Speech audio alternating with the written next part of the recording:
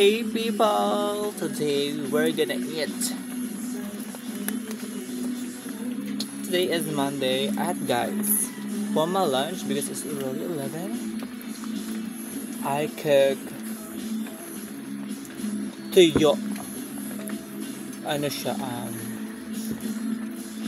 sauté tuyo. Sauté tuyo. It's what you call sauté tuyo with coconut milk.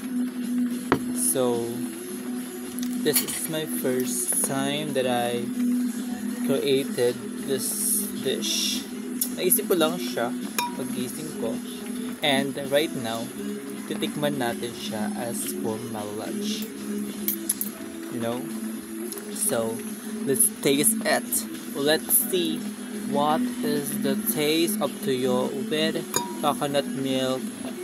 Na ginisa ko muna siya. Bago ko siya niluto talaga. Sana nga nabidyohan ko eh. Nalimutan ko mag-video. But anyways, let's taste it. First, let's get tuyo. Then, let's put the sauce. Yung sauce niya, so creamy. Talagang, the coconut milk is lutong-luto siya. So, let's taste it.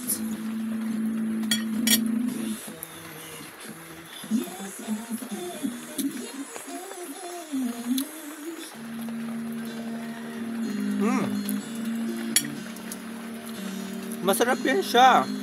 Masarap yan siya. The saltiness of tuyo or dried fish is still there.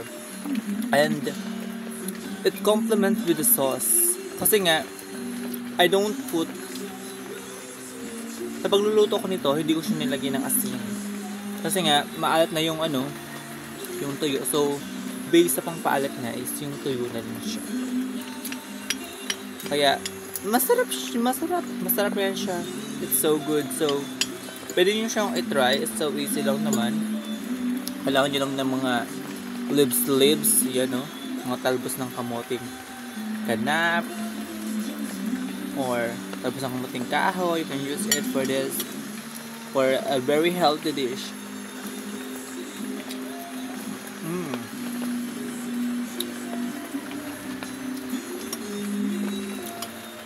So delicious. The taste of sauce, it's so nice.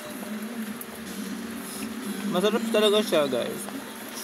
Hindi ko inakala na I can cook like this dish. Naisip ko lang talaga siya kanina pagising ko. Kasi medyo bored din naman ako dito sa house. Kasi ako lang mag-isa here. So naisipan ko na lang magluto. Para maalis yung boredness. Boredness talaga.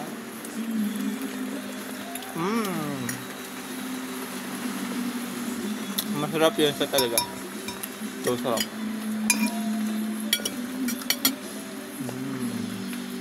And you know what, guys? I really like eating silly. Masarap kasi siya. Hindi naman siya masyadong maanghang for this dish. And masarap nang nilagyan ko siya ng ganito mga talbos-talbos from our background ay sa aming bakuran. Kinuha ko lang siya dito. So nice. Masarap talaga siya. Hindi ko I did not expect na it will taste like this.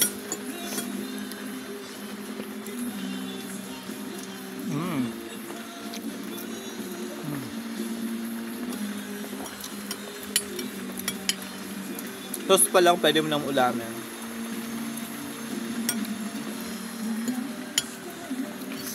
Kasi hindi ko siya, masarap talaga siya. Sauce pa lang, masarap na siya. Kasi talagang pina-oil ko yung, pina-boil ko talaga siya hanggang makuha ko yung gusto kong consistency. Yung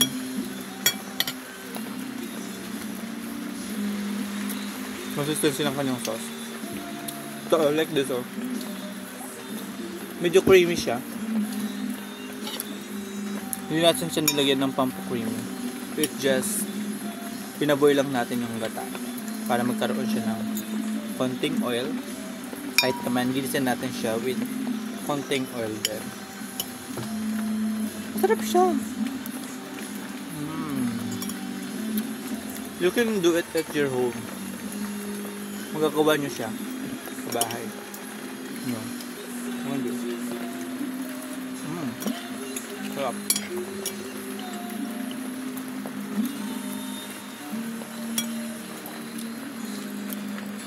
Sarap siya. Ako not lulid na makakaluto ko ng ganito. Super sarap. Try nyo na. Kaya, pag dumami yung views nito, I will show you paano ko siya naluto. Kasi ngayon nalimutan ko kung paano ko siya naluto. Ay, kung paano ko ginawa siya. Nalimutan ko sa mag-video. Okay. I'm not the vlogger naman.